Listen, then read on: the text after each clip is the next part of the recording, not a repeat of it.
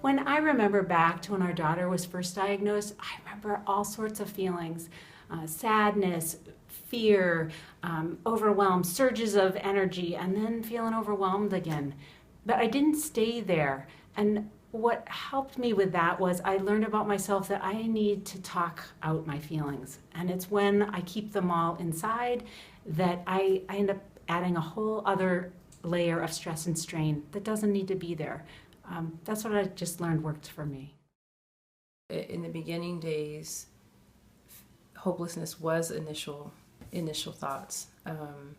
Part of ours was simply because we thought we had done all the precautionary stuff, and yet it didn't turn out the way we thought it was going to turn out, the way it should have turned out. So I think fear was huge. We felt afraid. I remember going straight to the internet. The night that I was told, I went straight to the internet and started going crazy. And then in time, you learn to calm it down. You start talking with your providers. You start realizing that I can do this, or we can do this. My husband and I can do this together. But that does take time, and you have to be okay with knowing that that's going to take some time. It was 18 months of not knowing, and getting the diagnosis, it was a relief. We actually knew now what the next step would be. When our daughter was first born and the information was coming in about the challenges she was going to be facing, I was overwhelmed. I wanted to retreat. I just felt like I couldn't do it. And as time went on, I was able to get my feet up underneath me. And one of the things that I realized is my husband and I were going to be the best to take care of her. That we had to do it, needed to do it, and we were going to be the best at doing it.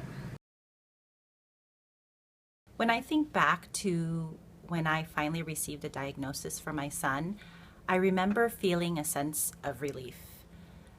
Finally, I was able to hear confirmation from a professional that they actually saw what I saw and I had been seeing for many years. And so I remember actually thanking the doctor by saying thank you. Thank you for seeing what I see.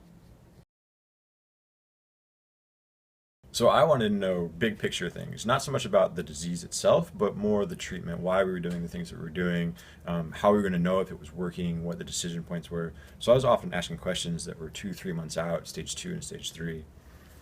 And what worked for him just did not work for me at all. I needed to know, what medicine does Kayla need? When do I need to show up at the hospital? When's our next clinic visit? Just right now, day-to-day stuff. So I would often ask questions that would then turn to overwhelm her, and we had to learn how to almost tune out when it was too much information for us, and at the same time have respect for the space the other person needed to get their information so that they could cope in their own way.